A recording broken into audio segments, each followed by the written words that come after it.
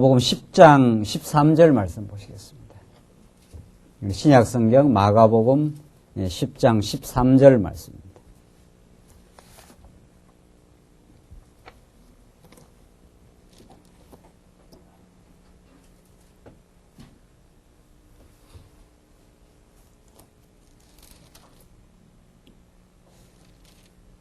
이 차이신 줄 알고 봉독 드리겠습니다. 마가복음 10장 13절 말씀입니다. 사람들이 예수의 만져주심을 바라고 어린 아이들을 데리고 오매 제자들이 꾸짖건을 예수께서 보시고 분이 여겨 이르시되 어린 아이들의 내게 오는 것을 용납하고 금하지 말라. 하나님의 나라가 이런 자의 것이니라. 내가 진실로 너희에게 이르노니 누구든지 하나님의 나라를 어린 아이와 같이 받들지 않는 자는 결단코 들어가지 못하리라 하시고 그 어린아이들을 안고 저희 위에 안수하시고 축복하시니라. 16절까지 우선 봉독드렸습니다. 우리는 지금 마가복음에 전개되는 복음의 진리, 예수님의 그 신분으로 예수가 구약의 모든 말씀을 성취하러 오신 메시아임을 우리에게 가르쳐 줍니다. 예수님은 도대체 누구신가? 이것이 마가복음이 우리에게 던지는 궁극적인 질문입니다. 여러분과 저의 운명과 또 모든 것의 구원의 주관자 되시는 참 예수는 도대체 근본적으로 어떠하신 분이고 왜 이 땅에 인간의 몸을 입고 오셨고 그는 부활하시고 성천하셔서 지금도 하늘 보좌에서 우리를 다스려 주시는데 그는 도대체 어떠하신 분인가 라고 하는 신학적으로 성경적으로 가장 그 중요한 메시지를 지금 마가복음은 우리에게 전달하고 있습니다. 우리가 지금 살피는 말씀은 예수님이 근본 하나님의 아들이시되 그가 말씀이 육신이 되어 이 땅에 버려지시기 위해 오셨다라고 하는 메시지가 지금 마가복음 우리가 지금 살펴가고 있는 마가복음 중반부에 나타나는 말씀입니다. 도무지 이런 신은 이 세상 어떤 종교에도 없습니다. 신이 도무지 버려진다라든가 신이 고난을 받는다라든가 그런 이 속죄 사상, 신의 버려지심의 사건 이런 사상은 어떤 이방 종교에도 없는 것이 헬라 사상에도 없고 어떤 그 신관에도 기독교가 말하는 마가복음이 증거하는 하나님의 아들 근본적으로 로고스가 되시는 하나님께서 이 땅에 오셔서 저주받은 바 되시고 버려지신다. 이것이 우리들에게는 하나님의 궁극적 사랑을 가장 농도 깊게 우리에게 확증하고 보여주시고 더 이상 의심의 여지가 없이 우리에게 확인해 주시는 사건입니다. 그가 우리를 위해서 대신 죄악을 걸머지시고 버려지신다는 메시지가 지금 마가복음에 나타나고 있습니다. 우리는 지금 계속해서 10장 지금 오늘 13절부터인데 이 예수님의 그 교훈에 의해서 예수님이 어떻게 버려지신다 하는 것을 지금 계속 우리 살피고 있는데 오늘은 13절로 16절까지 우선은 어린아이를 영접하시고 축복하는 내용입니다. 이런 본문도 얼마나 오해되고 자꾸 성경에서 메시아가 어떤 분인가를 성경에서 확인하기보다는 성경에서 우리가 어떻게 생활해야 되는가라는 일종의 그 생활에 대한 적용을 자꾸 성경에서 찾으려고 합니다. 물론 성경은 근본적으로 하나님이 어떠신 분인가를 알게 되면은 그 안에 우리가 어떻게 살아가게 된다고 하는 그 삶의 적용, 삶에 대한 부분들이 함축되어 있습니다. 우리가 하나님 잘 모르고 살 때는 교만하고 또 자기가 주인인 줄 착각하고 염려하고 걱정하고 이게 다 우리 인생의 다 고민이요 죄의 뿌리부터 나오는 건데 하나님이 어떤 분인가 알면 하나님이 내 삶을 절대적으로 주관하시되 우리를 언제나 한결같이 사랑하시고 또 우리를 인도해 가시는 그 하나님에 대한 지식이 우리에게 성경을 통해서 바르게 깨닫게 되면은 자꾸 염려가 사라지고 하나님의 절대적인 인도를 우리가 깨닫게 되면은 미래를 소망 가운데 합력하여 언제나 선을 이루어 가시는 그 하나님을 믿기 때문에 그 믿음이 우리에게 평강과 새 힘을 공급합니다. 그러면 내 삶에 적용이 된다는 거죠. 자, 그런데 오늘 본문의 말씀을 자꾸 그리스도 사건에다가 1차적으로 적용을 시켜야 되는데 그것이 아니라 어린아이들을 뭐 예수님께서 영접했다.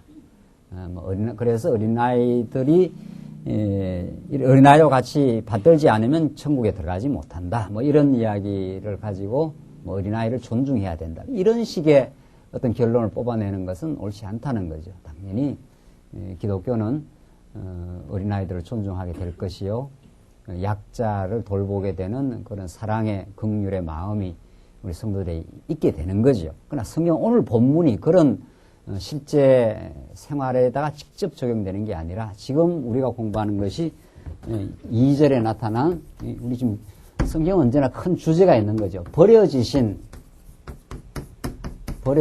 예수의 신분을 지금 증거하는 맥락입니다. 그는 하나님의 아들이셨지만은 그는 하나님의 아들이기 때문에 하나님의 아들은 하나님과 동등한 권세를 가지고 있기 때문에 우주 만물을 주관하시고 그는 모든 걸 지배하시는 다스리시는 궁극적 주관자이십니다. 그가 버려지신다. 연약한 모습으로 인간의 죄를 체휼하는 모습으로 우리와 함께 아파하고 함께 고통받고 우리 대신 마침내 저주받는 모습으로 그렇게 오신다는 거죠.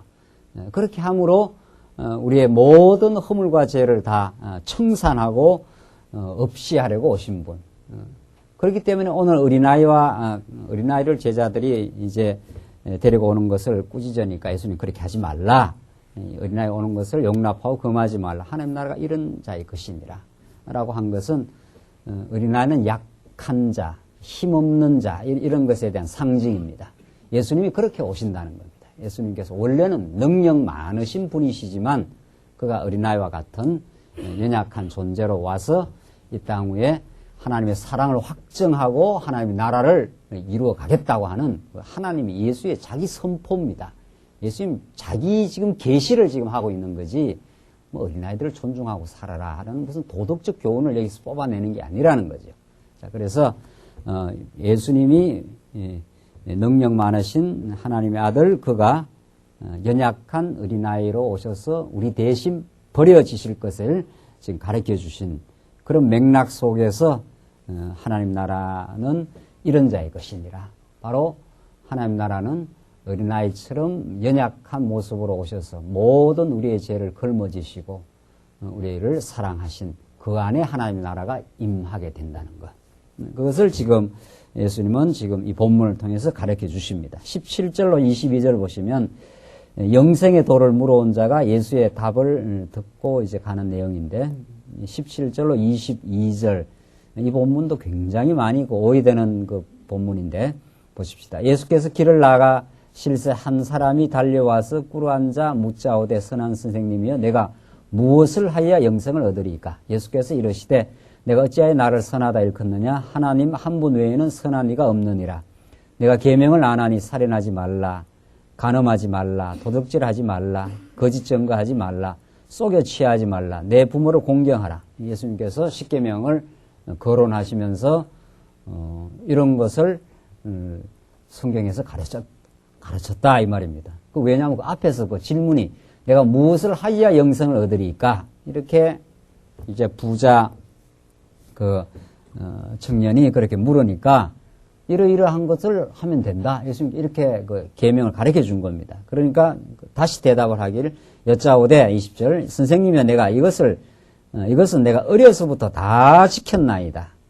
이 엄청난 이제 착각인 거죠. 이 부자 청년이 이 당대 바리새인과 유대인들의 그 종교적 정서입니다. 이것이 그들은 11조를 지키는 줄 착각하고 안식일을 꼬박꼬박 지킨다고 생각하고 구약의 모든 계명들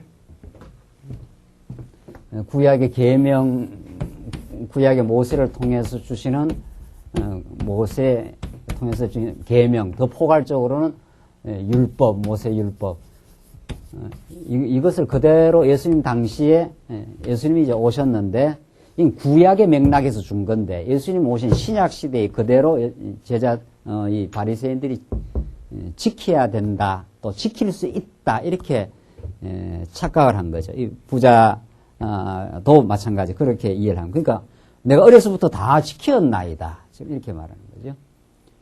그러니까 예수님께서 뭐라 그럽니까? 예수께서 그를 보시고 사랑하사 가라사대 내가 오히려 한 가지 부족한 것이 있으니 가서 내 있는 것을 다 팔아 가난한 자들을 주라.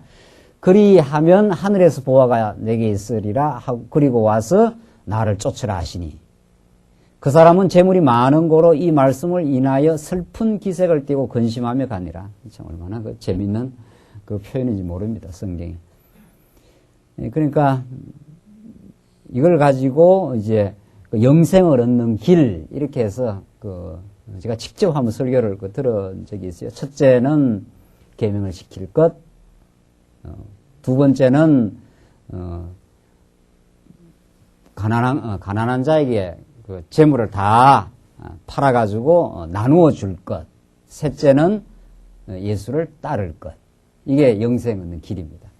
그렇게 해서 이 본문 가지고 직접 그렇게 설교하는 걸 제가 직접 한번 듣고는 참 성경 본문이 얼마나 그 곡해될 수 있는가, 성경의 가르침이 얼마나 곡해될 수 있는가 하는 것을 오래전에 직접 한번 수요 예배 때입니다. 지금도 기억이 생생한데, 그러니까 첫째는 계명을 지킬 것, 두 번째는 예수님께서 다 지켰다 그러니까 가난한 자에게 너가 있는 재물을 다 팔아주라. 그렇게 했지 않았어요, 예수님께서. 그리고 세 번째, 나를 따르라.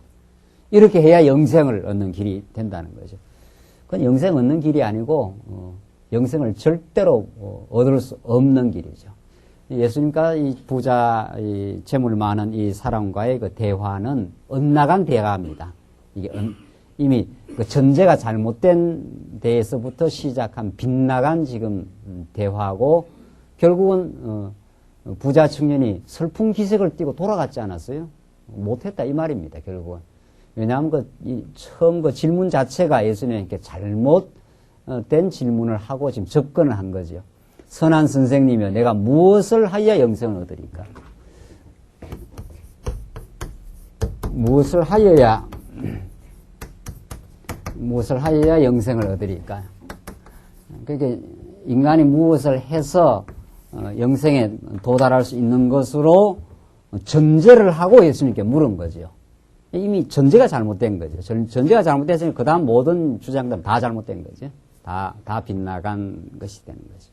예수님께서 그게 잘못됐다 이 말을 지금 가르쳐 주는 겁니다. 너 정말 그 무엇을 해서 영생을 얻을 수 있다고 생각하느냐? 그럼 한번 계명 다 지켜봐라. 그게 다 지켰다 그러니까 정말 다 지켰느냐? 이렇게 되는 거죠. 정말 계명이라는 것이 내 이웃을 내 몸과 같이 사랑하는 건데 구약의 모세 율법을 강령히 총요약을 하면은 하나님을 마음과 뜻과 정성을 다해 사랑하고 이웃을 내 몸과 같이 사랑함. 이렇게 율법이 정리가 됩니다. 구약의 수백 가지의 모든 계명과 율법들을 총망라해서 정리를 하자면 그렇게 정리가 되는 거죠. 정말 우리 인생이 그렇게 할 수 있으면 구원이 있는 거죠. 의인은 천국을 가는 거니까 정말 율법을 다 그렇게 완벽하게 마음과 뜻과 정성을 다해 사랑하고 이웃을 내 몸처럼 정말 그렇게 사랑할 수만 있으면 예수를 믿을 이유가 없는 거죠. 자기의 의로, 자기 행위에 입각한 의로 천국이 있다면 천국에 들어갈 수 있는 거죠. 그런 방식으로 천국이 이루어지는 게 아니라는 거죠. 하나님께서 아담이 타락 이후 인간은 죄악 가운데 물들어져 있기 때문에 하나님을 기억지도 않을 뿐더러 또 하나님을 섬기지도 않을 뿐더러 자기를 사랑하지 내 이웃을 내 몸처럼 그렇게 사랑하는 존재는 이 땅 위에 없는 거죠. 그런 존재는 없는 거죠. 우리 타락한 우리 인생이. 그것을 이루고 성취해서 참으로 우리에게 이루어 주시는 분 오직 예수 그리스도 한 분만이. 그러니까 우리는 구약의 모든 모세 율법이 신구약 전체적으로 봐서 언약이라 우리는 그렇게 보는 거죠. 이것이 이 율법이 장차 오실 신의 산 언약으로 보는 거죠. 이 언약은 누가 이루겠다고 하는 것에 대한 말씀이니까 언약대로 이루시는 성취. 그래서 성경을 우리는 언약 성취로 본다는 게 그런 뜻입니다. 예수님이 저 구약의 언약을 다 이루시고 그 공로를 우리에게 허락하시고 그 깨달음을 그 복음 진리를 우리에게 주시면은 전날에 정말 사랑하지 못했던 우리가 이웃을 사랑하기도 하고 참 용서하는 마음도 생기기도 하고 전날보다 훨씬 마음이 넓어지기도 하고 깊어지기도 하고 정말 그런 사랑하는 존재로 변해 나가는 그것이 예수의 공로요, 예수의 마음이 내게 왔을 때 이루어 가시는 하나님의 그 역사인 거죠. 그래서 이 지금 부자 이자는 예수께 지금 잘못 접근한 거죠. 그러니까 너가 한번 지켜봐라. 그렇게 지킨다고 그러니까 그러면 정말 지킨다면 내 재물을 다 팔아란 말이죠. 이웃, 재물이 그렇게 많은데 이웃을 내 몸처럼 사랑하려면 가난한 자를 내 몸처럼 사랑하면 다 팔아야 되지 않겠어요? 이게 우리 옛날에 다 말씀 깨닫지 못해도 고민 아니에요? 어디까지 사랑해야 되느냐 정말. 야, 뭔가 이렇게 성경에 자꾸 사랑하라 그러는데 말이죠. 뭐 그렇게 해야 천국 간다면은 그냥 요 거지 있는데 그냥 지나가면 안 되는 거죠. 거지를 내 몸처럼 사랑해야 되니까. 몸처럼 사랑하려면 정말 집에 데려가서 씻겨서 누여서 그렇게 해야 되는 거죠. 그렇게 안 되는 거죠. 또 그렇게 일시적으로 한다 하더라도 그걸 누가 하느냐 말이죠. 그걸 그래서 인간이 할 수 없다는 것을 예수님은 이제 가르쳐 준 거죠. 너 정말 그렇게 한다면 다 팔아서 한번 해봐. 그렇게 해서 나를 한번 따라와라. 그러니까 그 사람이 재물이 많은 거로 이 말씀을 인하여 슬픈 기색을 띠고 근심하며 가니라. 이렇게 되어 있어요. 못하는 거예요. 껍데기로 하는 척 했는 거지. 진짜 너 한다면 한번 정말로 그래 해볼 수 있느냐. 그렇게 했지 않았어요? 못한다는 거죠. 그래서 지금 슬픈 기색을 띠고 근심하며 간다. 그러니까 영생 얻는 길이 무엇을 해서 영생 얻는 길은 없다. 지금 그걸 예수님은 확인시켜 준 거죠. 그 부자 청년에게.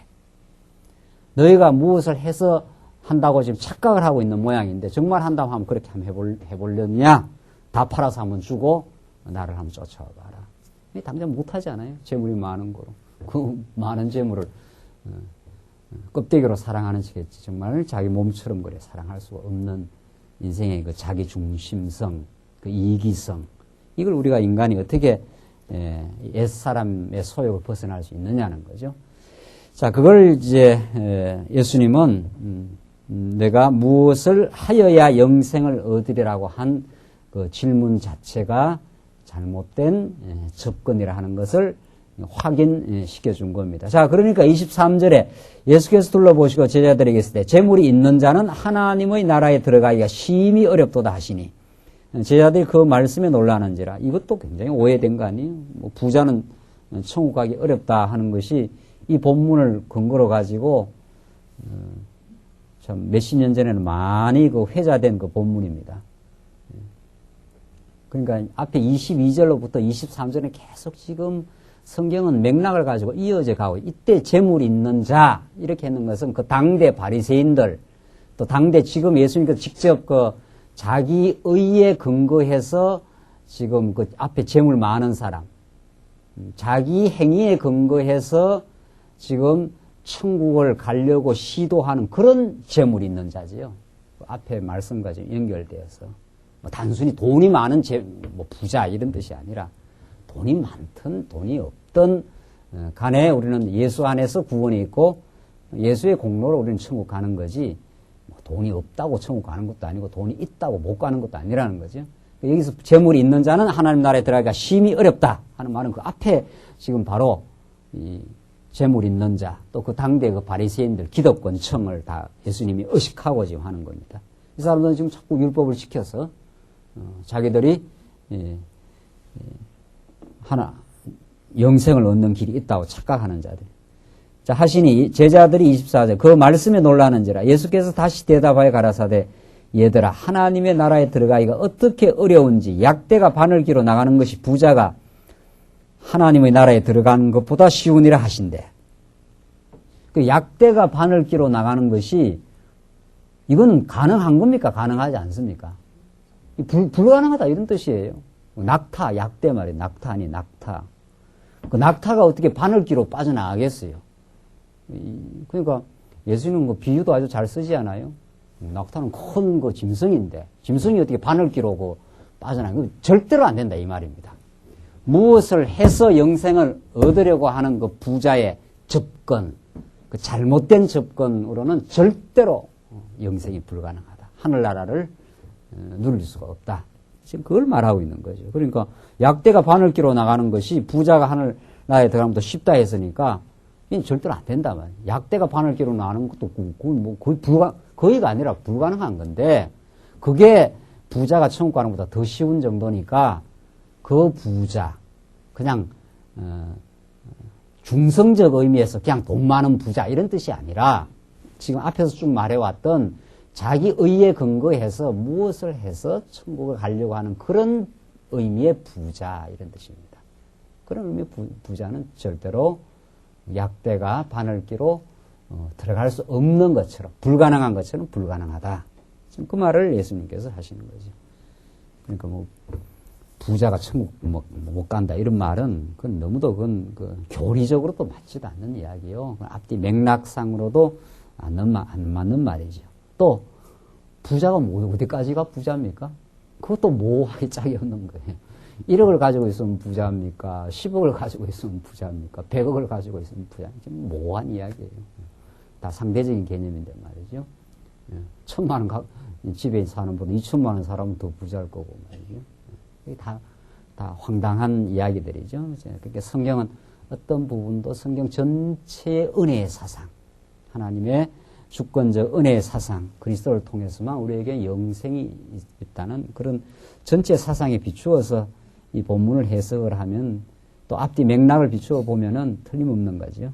그 부자입니다. 그런 부자, 그런 의미의 부자는 절대로 못 간다. 그러니까 제자들이 심히 놀라 서로 말하되 그런즉 누가 구원을 얻을 수 있는가 하니 그 제자들이 깜짝 놀라요. 그 제자들도 지금 복음서에 나타난 제자들은 아직은 그 예수님의 구원의 도리, 그 영생의 진리를 귀로는 듣고 입으로는 고백을 이렇게 하는데도 그 깊이 깨닫지를 못합니다. 우리 계속 확인하는 대로 제자들은 늘 예수님의 그 하늘의 진리를 땅의 것으로 이렇게 오해를 하거나 잘 못 알아듣거나 예수님 죽었다가 부활한다 그러니까 막 베드로는 와서 그렇게 하면 안 된다고 했다가 예수님께 질책을 받고 그러잖아요.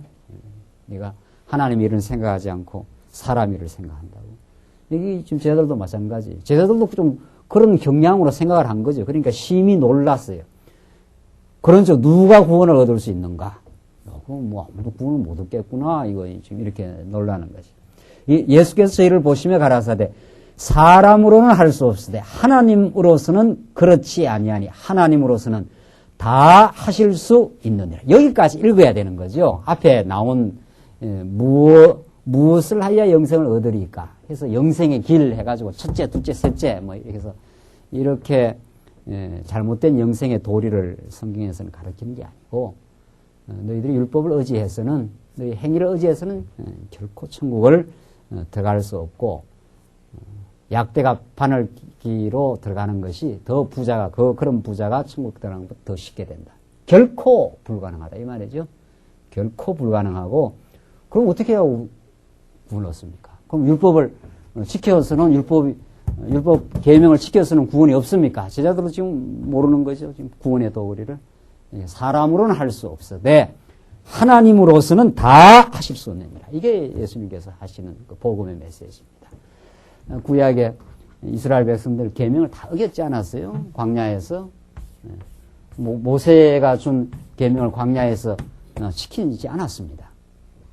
이미 계명 받으러 간 사이에 이미 금송아지 섬기고 이 금송아지가 우리를 이 광야로 인도해낸 신이라 아론까지도 백성들에게 영합해가지고 그렇게 전부 금송아지를 둘러 찬양을 하고 금송아지를 찬양하는 그런 이스라엘 백성. 그게 애굽에서 나온 자들이란 말이죠.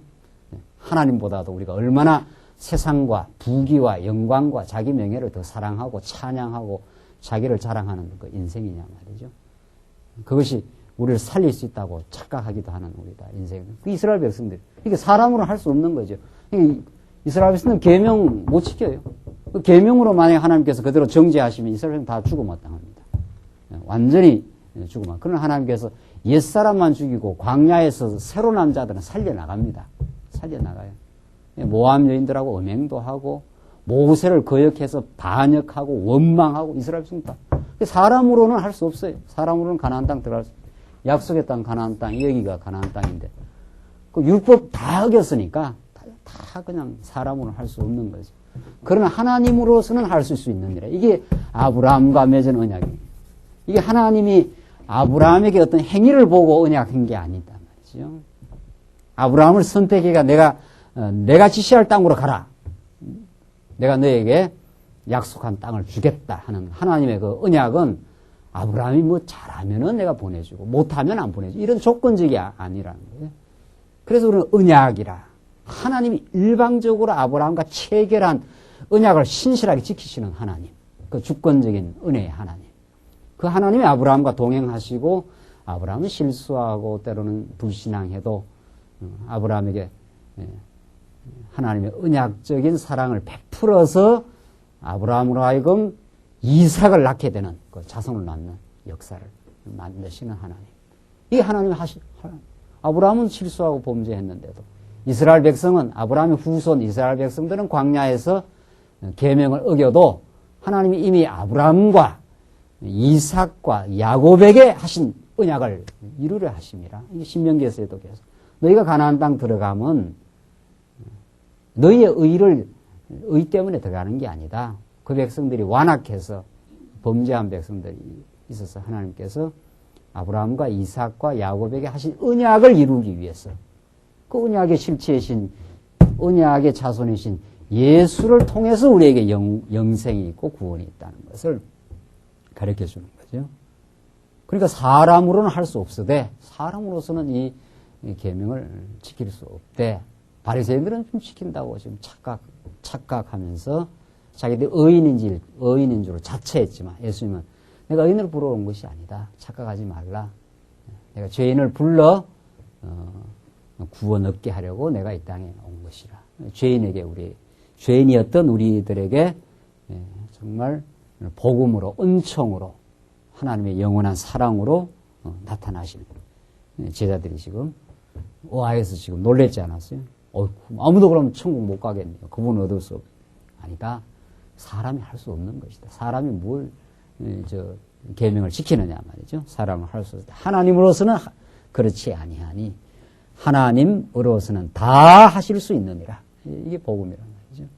그래서 여러분과 제가 하나님의 은총으로 우리가 서 있는 존재, 하나님의 은혜로 우리가 하나님의 아들로 삼으심, 그 사랑줄에서 누가 우리를 끊을 수 있겠느냐? 환난이나 기근이나 죽음이나 칼이랴. 사도 바울이 로마서 8장에서 외치는 그 하나님의 위대한 언약적 사랑의 그 승리입니다. 그래서 하나님의 사랑이 우리를 감싸고 용서했기 때문에 우리가 구원을 얻을 수 있다는 거죠. 28절을 보시면 베드로가 여짜와 가로되 보소서 우리가 모든 것을 버리고 주를 쫓았나이다. 예수께서 가라사대 내가 진실로 너에게 이르노니 나와 및 복음을 위하여 집이나 형제나 자매나 어미나 아비나 자식이나 전토를 벌인 자는 금세에서 집과 형제와 자매와 모친과 자식과 전토를 100배나 받되 핍박을 겸하여 받고 내세의 영생을 받지 못할 자가 없느니라. 그러나 먼저 된 자로서 나중되고 나중된 자로서 먼저 될 자가 많으니라. 자, 그러니까 이 본문은 그 당대 이 베드로를 비롯한 그 사도들에게 직접적으로 주신 말씀이죠. 성경 역사적 해석을 가야 되는데 이런 본문도 잘못 해석하게 되면은 예수 믿으면 모든 거 다 버리고 따라야 된다는 식 그런 이원론적인 잘못된 헌신을 강조하는 규절이 될 수가 있습니다. 다 버리고 예수를 쫓아야 된다. 가족도 전토도 다 버려야 된다. 이런 식으로 자꾸 성경의 본문을 우리한테 직접 자꾸 행동에다 갖다 대면은 엄청난 그 왜곡이 일어납니다. 엄청난 왜곡. 또 실제로 다 버리라 한 사람들은 또 중요한 건 가져오라 그래요. 교회 그냥 오면 또 어떻게 하나요? 중요한 건 가져오라 그래요. 중요한 게 뭔 줄 아시죠? 그러니까 앞뒤가 하나도 안 맞는 거예요. 앞뒤가 하나도 안 맞고 여기서 나오는 것은 이 당대 그 베드로는 정말 예수님이 직접 픽업한 사람들입니다. 나를 따라오느라 내가 너를 사람을 낚는 어부가 되게 하리라. 예수님께서 직접 명령하시면 그 명령을 또 거부할 자도 아무도 없는 거죠. 그래서 베드로도 따르고 요한도 따르고 다 그렇게 예수님을 따라갔던 사람들, 그 사람들은 그 당대 정말 베드로를 하나님께서 사랑하시고 사도들을 불러서 그 당대 많은 그 형제 자매들을 베드로가 복음 전가할 때 5천, 3,000명, 5,000명씩 늘어나는 그 새로운 그 당대 시대의 그 역사, 예수님 직접 픽업해서 다 버리게 하고 예수님이 새로운 집과 형제와 자매와 모친들, 그 제자들을 통해서 하나님의 복음의 왕성한 역사가 일어날 것을 예수님께서 버리고 따르는 그 제자들이 일어날 것을 말하시는 거지, 그게 우리한테 직접 무슨 적용되는 그런 말씀이 아닙니다. 우리는 이제 복음을 깨닫고 정말 주 안에서 우리의 모든 것이 하나님께로 왔음을 깨닫고 감사하며 범사에 정말 감사하며 정말 주를 위해서 모든 것이 주로부터 왔기 때문에 또 주를 위해서 우리가 또 사용되어지기를 간절히 그 바라는 소원에서 뭐 가정생활도 그렇고 우리 교회 생활도 그렇고 모든 것이 주로부터 왔기 때문에 또 복음 진리를 위해서 우리가 또 아름다운 헌신을 할 수 있는 거죠. 또 정말 내 모든 것이 주로부터 주어졌음을 믿고 따르고 복음을 지키기 위한 그런 아름다운 헌신이지, 뭐 집이나 친척들을, 가족들을 다 버리라는, 오늘 본문에 나오는 다 버린 자로 되어 있잖아요. 그런 뜻은 아니라는 거죠. 모든 범사가 하나님 앞에, 주 앞에 은혜로 살아간다는 걸 깨닫고 정말 주를 위해서 아름다운 헌신을, 그 연보하는 것도 다 주를 위해서 우리가 아름답게 하나님께로부터 온 거니까 주를 위해서 정말 아름답게 사용할 수 있는 그런 아름다운 삶이 우리에게 따라 나오는 건데, 오늘 본문은 직접 그 당대 지금 베드로에게 모든 걸 다 버리고 떠났던, 또 예수님께서 직접 불러서 데리고 다녔지 않았어요? 자, 그래서 그들은 또 그런 성취가 있을 뿐 아니라, 백배를 받을 뿐 아니라, 백배나 받되 핍박을 겸하여 받고 했지 않았어요? 핍박도 이 사람들이 받은 핍박은 이루 말할 수가 없는 거죠. 야고보의 목이 날아가고, 초대교회 당시에 겪었던 그 핍박을 이미 예수님께서 그 예언적으로 해줍니다. 예언적으로. 그러나 그 핍박이 예수의 제자들을 아주 거꾸로 틀을 수가 없고, 오히려 핍박은 더 강렬한 그 복음 전파의 추동력일 뿐이었다는 걸 우리는 사도행전을 통해서 알 수 있습니다. 내세 핍박을 겸하여 받고 내세 영생을 받지 못할 자가 없느니라. 이 땅 위에서 주를 따르고 정말 오히려 핍박을 받을지라도 오히려 내세에는 하나님께 약속된 영생, 그것이 있었기 때문에 사도 베드로도 정말 오순절 성령이 오신 이후에는 얼마나 새로운 인생으로 변모했는지, 이 예수님의 예언이 다 성취입니다. 예수님께서 너희들 그렇게 된다.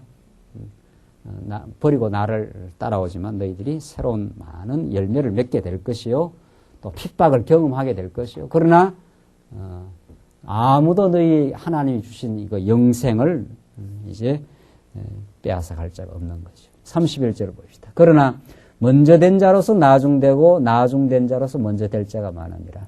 이 먼저 된 자 유대인들입니다. 유대인들은 나중된 이제 끊쳐지고 오히려 나중된 이방인들이 이제 먼저 될 자가 많아요. 이방인들이 오히려 이제는 구원의 반열에. 지금 이방인의 시대입니다. 유대인들은 다 끊어졌어요. 지금 이스라엘 백성들, 지금 현재 유대인들, 예수 안 믿잖아요. 지금 유대인들은 유대교주의자들입니다. 예수와 메시아를 믿지 않는 자들. 우리나 정말 생각지도 않은 우리들에게, 백성 아니었던 이방인들에게 하나님의 은총이 임해서 지금 오늘 교회 시대는 이방인의 시대로 하나님께서 지금 역사 지금 하고 계십니다. 자, 이렇게 지금 오늘 본문 내용도 결국은 지금 인간으로서는 할 수 없는 그 일을 하나님이 하시기 위하여 예수가 이 땅에 와서 버려지시고, 버려지심으로 그는 주로서 섬기하시고 다시 우리에게 영원한 구원의 반석이 되시고 영생의 근거가 되어주심을 우리에게 가르쳐 줍니다. 32절을 보십시다. 32절 말씀 보시면은 32절, 인자가 버림을 당하여 죽었다가 사실 것을 이제 가르칩니다. 예루살렘으로 올라가는 길에 예수께서 제자들 앞에 서서 가시는데 저희가 놀라고 쫓는 자들을 두려워하더라. 이에 다시 12제자를 데리시고 자기의 당할 일을 일러 가라사대. 예수님이 곧 이제 앞으로 당해야 될 일을 예언적으로 지금 계속 가르쳐 줍니다. 보라, 우리가 예루살렘에 올라가노니 인자가 대제사장들과 서기관들에게 넘기움에 저희가 죽이기로 결안하고 이방인들에게 넘겨주겠고, 이 로마인들 아닙니까? 그 예수님께서 어떠한 자들에게 넘겨주고 넘김을 당하고 또 어떤 사람들이 죽이기로 결정을 하고 또 실제로 결정해서 시행하는 건 누가 또 시행을 하고, 여기까지 구체적으로 예언을 다 해준 거죠. 이 예언의 성취입니다. 이런 예언을 예수님께 다 해줬기 때문에 이게 바로 메시아라는 증거라는 거죠. 뭐 예수님 옆에서도 같이 십자가에 매달려 죽는 사람도 있지 않아요? 십자가에 죽는 것만이 다 그리스도는 아니라는 거죠. 그 당시에 십자가는 그냥 로마의 극형인 형틀이었으니까 예수님만 십자가에 죽는 게 아니라 그 옆에 있는 강도들도 십자가에 죽는 거죠. 누가 그럼 그리스도인지 어떻게 알겠어요? 이런 예언이 없으면은, 그러니까 모든 예수님에게 이루어지는 사건들은 예언을 해놓고 예언대로 이루니까, 하하, 이건 정말 하나님이 하신 메시아라는 거, 확증이라는 거죠. 오늘날 이 시대도 마찬가지. 예수님, 땅 끝까지 이르러 복음의 정인이 되리라. 그렇게 해서 땅 끝까지 지금 계속 지금 교회가 지금 탄생하는 그 역사. 이게 하나님 살아계심의 그 정명이라는 거죠. 하나님 살아계시지 않으면 여러분 가지고 어떻게 예수를 믿어요? 100여 년 전에 미국에서 카나다에서 선교사가 이 땅에 오는 것이 하나님이 정한 뜻이기 때문에 그 사람들은 태평양을 건너 목숨을 걸고 이렇게 가지 않으면 안 되도록 그 하나님께서 그 마음을 추동하십니다. 막 마음을 불러일으켜서 가도록 밀어넣으니까 목숨을 걸고 오는 거죠. 그게 하나님이 정한 뜻이에요. 하나님이 살아계시기 때문에 땅끝까지 복음이 전파되어 가는 거죠. 그래서 우리가 이렇게 예수 믿고 하는 게 우리의 뭐 결단도 아닙니다. 이게 뭐 복음 전하는 자가 없었으면 우리가 뭐 복음을 듣기나 했겠어요? 복음 전하는 자가 오니까 복음이 우리가 들리는 거죠. 그리고 전하는 자를 보내지 않으면 누가 들으리요? 그렇게 했어요. 하나님께서 복음의 정인을 보내는 역사, 복음의 정인이 가는 그 발걸음이 아름답도다. 그렇게 했지 않았어요? 복음의 정인을 통해서 하나님이 살아계심을 지금 보여주고 확정하는 사건이라는 거죠. 우리 교회가 이렇게 이루어져 가고 성도들이 말씀을 깨닫고 정말 주 안에서 이렇게 살아가고 우리가 지체라는 걸 깨닫고 우리의 머리 대신 우리의 삶의 목표요, 궁극적 가치요, 우리는 한 삶의 목적과 의미를 나누고 있는 삶이라. 우리 삶의 형편이 다 다양하죠. 이렇게도 살아가고 저렇게도 살아가고 하지만은 우리가 살아가는 삶의 목표가 그리스도를 통해서 하나님을 경외하는 삶, 그를 영화롭게 하는 삶, 그의 복음을 우리가 지키는 삶. 이것이 우리의 목적인데 그렇게 하나님께서는 그 예언대로 이루신다. 그 예언의 핵심이 저희가 죽이기로 결단하고 이방인에게 넘겨주겠고 그들은 능욕하고 침뱉으며 채찍질하고 죽일 것이니 버려주신다. 우리 주제가 버려주신다는 거 아니? 버려주신다. 저는 3일 만에 살아나야 나리라 하시니라. 죽고 끝나버렸으면 뭐 어떻게 되겠어요? 죽음으로 끝난 게 아니라 3일 만에 부활하심으로 어둠을 이기시고 태초에 하나님께서 천지를 지었는데 땅이 공허하고 혼돈하며 흑암이 깊으며 있었더라. 이게 하나님 지어놓은 최초의 그 땅의 모습이란 말이죠. 그 속에 하나님께서 빛을 비추니까 거기에 질서와 거기에 빛과 어둠이 갈라지는 그 새로운 역사, 충만의 역사가 일어나듯이 예수님은 이 땅에 오셔서 죽으시는 걸로 끝나지 않았습니다. 그는 3일 만에 부활하시고 우리의 영원한 생명과 그 질서가 되어주신 거죠. 이것이 지금 우리가 지금 버려주신 예수입니다. 지금 뭐 통합적 92회 총회에서 우리 말씀 운동을 어쩌고 저쩌고 지금 이야기하는 건 정말 그건 얼마나 좀 앞으로 어떻게 싸워가야 될지 하나님께서 이 일을 단계적으로 이루어 가시겠지. 우리 지금 오늘 마가복음에서 말한 대로 예수님은 하나님의 아들이세요. 예수님은 하나님의 아들이기 때문에 그가 죄를 알지도 못하는 분이죠. 그는 하나님이 아들, 하나님이 어떻게 죄를 알긴 하겠어요? 그는 죄 있다고 선포하는 심판자인데, 그런데 버려지신다는 거죠. 버려지셔가지고 우리의 죄를 걸머지신 겁니다. 예수님이 하나님의 아들이신 거죠. 우리는 그렇게 말하는 거죠. 그래서 예수님이 우리의 죄를 걸머지신 죄가 있다. 이때 죄라는 게 예수님의 죄가 아니라, 그러니까 이스라엘 백성들에게 그들이 범죄했을 때 흠 없는 어린 양을 가져오라 그러잖아요. 눈 멀거나 뭐 다리 절거나, 그 말라기서에 보면은 그런 거는 가져오면 안 되거든요. 눈 멀고 다리 절고 이런 건 흠이 있다 이런 뜻 아닙니까?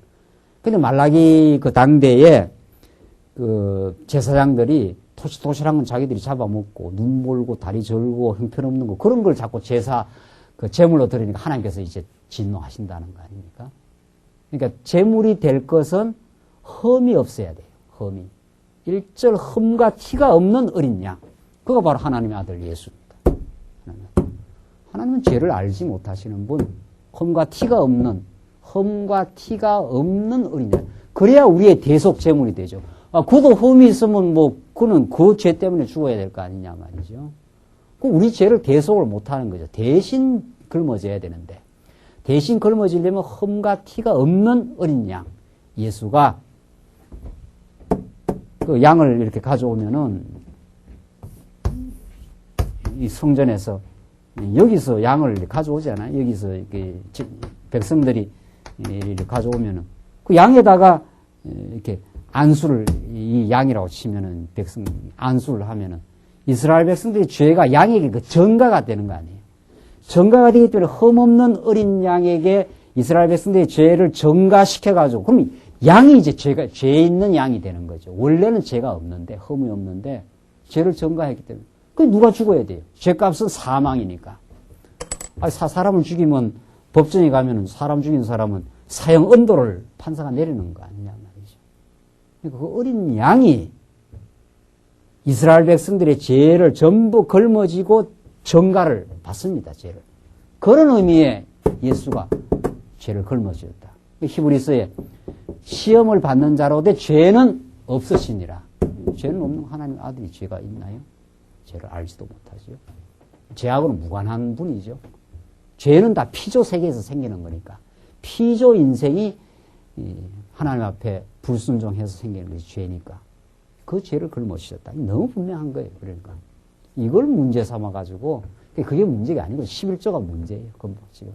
지금 92차 이 통합적 총회에서 11조에 대해서 우리가 성경적으로 분명하게 말하니까 한국교회에 지금 재정의 문제가 다 11조로 지금 이루어지고 있는데, 그 11조를 율법적으로 의무적으로 강조해서 성도들은 꼼짝달싹 못하고 지금 하는 거 아니에요. 그거 안 하면 다 집사도 안 주고, 그거 안 하면 복이 하늘에서 복이 다 사라진다고 그렇게 가르쳐 놓으니까 그건 꼼짝달싹 못하고 하는 거죠. 하나님은 그걸 원치 않는 거죠. 하나님은 우리의 자원에서 기쁨으로 또 복음을 깨닫고 나면 10의 1조만 하겠느냐 말이죠. 복음을 깨닫고 나면은 10의 10조를 다 할 수도 있는 거고, 전 생명을 베드로나 사도 바울은 또 10의 10조를 다 하나님 앞에 헌신하고 목숨까지 드렸지 않느냐 말이죠.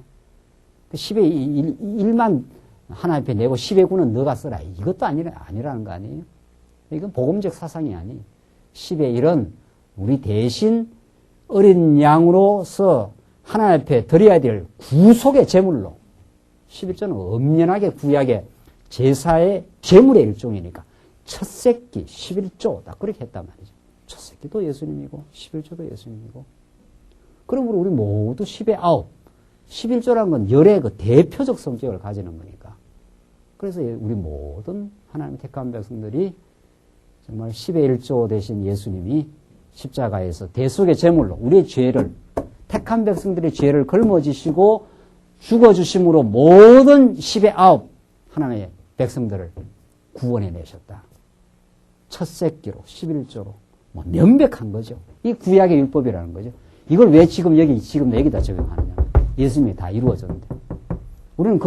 우리한테는 언제나 구약의 율법은 예수님을 통해서 우리한테 다가오는 거죠. 11조는 우리한테 놀라운 구속의 은총으로 다가오죠. 하나님 당신이 11조로 드려짐으로. 우리 허물 많은 우리가 하나님 앞에 나아갈 수 있는 길이 열렸습니다. 그렇게 깨닫고 나면은 모든 게 하나님 거죠. 왜 11조만 하나님의 거예요? 교회 와서 즐거이 자기가 기쁨을 따라서 하나님이 그걸 받으십니다. 내기는 싫은데 11조 하라고 하니까 내기는 싫은데 하나님 그거 받겠어요? 사람도 그런 거 안 받아요. 사람도 그 마음으로 사랑하는 마음이 없이 가짜 선물하면 사람도 그거 알아채긴다는 거 아니에요. 보잘것없는 거지만은 뭐 별볼로 없는 선물이지만은 참 사랑하는 마음으로 이렇게 뭐 사랑하는 애인한테 편지를 하거나 카드를 하나 쓰거나 뭘 하나 해도 그 사랑하는 마음이 담겨 있으면 그걸 우리는 귀하게 받는 거 아니에요. 하나님 그 마음을 받습니다. 하나님 무슨 돈이 없습니까? 하나님이 천지가 하나님이 다 건데 말이죠. 하나님이 뭐 무엇이 없어서 하나님이 일을 못 하겠어요? 정말 이거 생각하면 우리는 정말 너무 놀라운 은혜 가운데 있습니다. 하나님 자기 일을 하시려고 작정하고 당신의 뜻을 이루려고 작정하면요. 누구의 마음도 움직여버리면은 당신의 일을 이루어가요. 이 일을 못 하시는 분이 아닙니다. 우리가 그 말씀을 깨닫고 감격하고 기쁨으로 살아가고 정말 그 기쁨 속에서 정말 자기 유익을 쓰지 않고 이제 내가 하나님께 주신 은총으로 어떤 여건이 주어지고 힘이 주어졌을 때 전날에는 다 자기 중심으로 사니까 다 자기 위해서 살았다면은 이제 복음을 깨닫고 정말 기쁨으로 은혜를 나누어 누리기 위해서 즐거이 우리가 또 갖다 내는 것도 아니에요. 우리가 쓰는 거예요. 우리가 늘 강조하는 대로만. 어디다 갖다 내요, 내기는. 하나님이 내게 이 기쁨의 삶을 주셨기 때문에 주를 위해서 쓰겠습니다. 이렇게 되는 거 아니에요. 그 10의 1을 할 수도 있고 또 여건이 좀 어려운 사람은 10의 1을 가난한 사람은 10의 1을 하기 그래 쉬운 게 아니에요. 아주 가난한 사람은 가난한 경우에는 그때는 한 20의 1 해도 돼요. 그러니까 성경에는 20의 1을 하라, 10의 1을 하라 이런 말이 없어요. 그냥 자원하는 대로 기쁨으로. 이거 사업하다가 사업이 망했는데 10의 1을 하겠느냐 말이죠. 그런 사람은 안 해야지요. 안 하는 게 아니고 못 하지요. 그럼 못해서 또 교회 생활 기쁨할 수 있도록 그렇게 하고 또 믿음이 있고 또 여건이 되고 그런 사람 또 돈 놔뒀다 뭐 하겠느냐 말이죠. 김경 목사 또 헌금도 잘 강조하잖아요. 그런 사람은 뭐 하겠어요. 또 즐거움이 있고 보람이 있는 일이 있으면 써야지요. 써야지요. 그렇게 해서 11조를 10의 1 정도 할 수도 있고 10의 2 정도도 할 수 있는 거고 기쁨으로 즐거움으로 하는 거죠. 그건 그 사람의 믿음이죠. 그 사람의 즐거움으로 기쁨으로 이 내 짐을 짐으로 우리 사랑하는 지체들이 가볍게 갈 수 있다고. 그 사랑하는 마음이 있으니까 하는 거예요. 하나님 그걸 받겠다는 거 아니에요. 참 귀하다. 참 잘했다. 충성된 종아 잘했다. 우리 그 기쁨이 중요해요. 그렇게 한다는 거예요. 그렇게. 이렇게 우리 가르치는데 우리가 잘못됐느냐 말이죠. 이거 싸워가야 되지 않겠어요? 이게 우리가 지금 우리 교회에서 우리 말씀 문제에서 가르칠 거란 말이죠. 우리는 정말 즐거이 그리스도의 마음을 따라서 기쁨으로 살고 있습니다. 우리는 율법적으로 의무적으로 하지 않습니다. 성도님들 마음에 자유를 주고 성도님들이 기쁨으로 이 복음을 위해서 내가 이렇게 즐거이 동참을 하겠습니다. 그걸 본인의 기쁨으로 알고 또 거기서 복음이 전파되는 걸 보고 하나님 함께 즐거워하고 그렇게 기쁨으로 살고 있습니다. 이런데 우리가 성경에서 빗나갔느냐 말이죠. 오늘도 목사님한테 전화 와서 지금 이제 본격적으로 재심, 당신들이 우리가 문제 있다고 하는데 재심 요청 사유서를 이제 보내기로 했어요. 싸워가야 되지 않겠어요? 아니다 말이죠. 우리는 분명히 성경에서 율법에서 말한 모든 것들이 예수님이 이루시고 그 은혜의 공로가 우리에게 증거된다. 어디 여기 이 말씀이 예수를 통과하지 않고 내게 대하여 증거하는 것이라 예수님 분명하게 해석을 했는데 예수님을 통과하지 않고 우리한테 직접 가져오면 전부 다 짐이죠. 전부 다 억압이 되고 하기 싫은 거 해야 되고 말이죠. 또 했다고 자기가 자고하고 말이죠. 우리는 하고 나서 자고하지 않잖아. 율법을 내가 지킨 게 아니니까 하나님이 하게 해서 은혜의 역사로 하게 했으니까 참 감사합니다. 하나님 내가 이렇게 은혜 가운데 주를 위해 섬길 마음이 있고 우리 사랑하는 지체들을 사랑하는 마음이 있어서 즐거이 우리가 봉사할 수 있어서 감사합니다. 당신에게 영광이 있습니다. 당신의 역사입니다. 당신이 멸류관을 내게 허락하셨습니다. 라고 해서 한없이 우리 찬양하는 삶 그리고 오늘 하나님의 아들 두 번째, 지금 문제가 되는 게 두 가지라고. 11조하고 예수님의 인성의 유죄에서. 예수님이 무슨 죄가 있어요? 하나님의 아들인데. 죄를 걸머지셨다. 대신 흠없는 어린 양이 이스라엘 백성들의 죄를 걸머지셨다. 그 걸머지셨으니까 예수님이 십자가에서 저주받고 죽지 않아요. 죄를 걸머지셨으니까 죄인이 된 거예요. 죄 없는 자가 죄인이 내 대신 죄인이 됐으니까 죄인은 사망하니까 십자가에 죽지요. 그래서 죄를 완전히 정리해버렸어요. 택한 백성들의 죄를. 다시는 사단 권세가 우리대로 죄인이라 이렇게 못해요. 우리는 우리의 본래 옛 모습을 깨닫기 위해서 하나님 죄인이라 이렇게 하는 거지. 하나님 앞에 서면 우리가 죄인이 아니에요. 왜? 누구 때문에? 예수님이 다 갚아버렸는데 뭐. 그러니까 우리가 의인이 돼버렸다니까요. 이제는 본래가 죄인이라는 뜻이고 이제는 의인이 돼버렸어요. 우리 심판대 앞에 서면 하나님 우리를 뭐라 그래요? 의인이라 그래요. 예수의 피의 공로가 우리에 덮여있기 때문에. 그리고 우리 당당하게 천국 가는 거죠. 하나님 내가 천국 갑니다. 들어와 이렇게. 그렇게 하는 거예요. 내가 의인이 된 거예요. 예수님이 다 정리해버렸어요. 우리 죄를. 그러니까 명백한 거죠. 명백한. 이건 하나님께서 일으키신 싸움이에요. 이건 우리가 이렇게 건 것도 아니에요. 우리를 이제 건드리지 않아요? 예, 건드리기 때문에 이건 본격적으로 싸우게 되는 거죠. 이 계기가 하나님 한국교회에 얼마나 많은 지금 율법적 억압 속에서 복음에서 참 해방을 받지 못하고 자유함을 얻지 못하는 성도들에게 이 복음이 전파되는 우리는 계기가 되기를 그렇게 우리는 소원하고 또 우리 온 성도가 이제 이 진리를 전날보다 더 확고하게 깨달아야 돼요. 누가 물어도 이걸 답할 수 있어야 돼요. 김경호 목사님 이렇게 답하면 안 되잖아요. 아니야, 우리가 깨닫는 게 성경적이야. 11조는 예수님 안에서 성취되고 예수님 무슨 죄가 있는가 말이죠. 우리의 죄를 걸머지시고 완전히 십자가에서 그걸 다 죄값을 받으신 거죠. 그래서 우리는 죄 없다. 이제 우리 죄 없다 해버렸어요. 이제는 그리스도 안에 있는 자 결코 정죄함이 없느니라. 그것이 우리 복음이 우리 성경이 말하는 순수한 복음이라는 거죠. 이 사람이 이제 붙게 되어 있습니다. 성도인데 더 긴장도 하시고 또 마음에 무장도 하시고 이제 외부에서 쳐들어오면 우리가 뭐 단결해야 되지 않겠어요? 흔들흔들해서 되겠어요? 싸워가야 되는데 맞다 말이지.